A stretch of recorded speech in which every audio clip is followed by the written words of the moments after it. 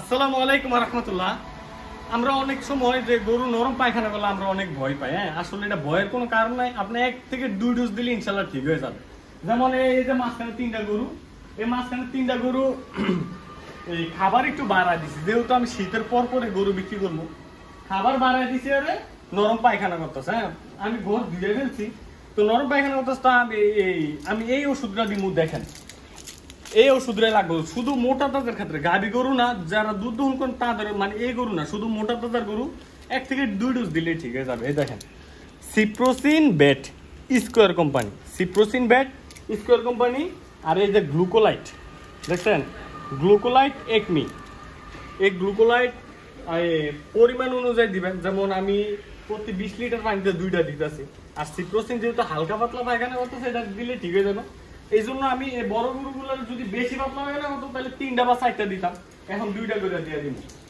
হ্যাঁ, আগে ইনশাআল্লাহ আপনার এর উপরে আমি প্রায় 8-9 বছর খামারিতে, মানে খামার লাইনে মোটা তাজার ক্ষেত্রে এই 2টা গরু, এই 2টা ওষুধ যখন ব্যবহার করছে আলহামদুলিল্লাহ অনেক ভালো ফলাফল হয়েছে। আমার 1 ডোজের বেশি দেওয়া লাগে না, 2টা করে দিয়ে দিব। এখন শুধু মাঝখানে 3টা গরু খাবার একটু বাড়ায় দিতেছি, কাঁচা এস না, শুধু এই মাঝখানে 3টা গরু নরম পায়খানা করে। হ্যাঁ, আর এটারে এখন খাবার দিতেছি না, যেহেতু আমি সামনে 2026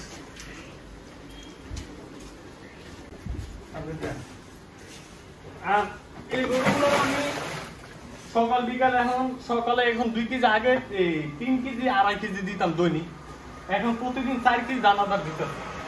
সকালে 2 কেজি, বিকালে 2 কেজি, মানে আজকে 1 সপ্তাহ এরকম দিতেছি। 1 কেজি বাড়াই দিছি 3 কেজি থেকে। আবার যখন 1 সপ্তাহ যাবো তখন 5 কেজি করে দিব। এখন একটু বাড়াই দেওয়া না, একটু নরম পায়খানা করতে এখন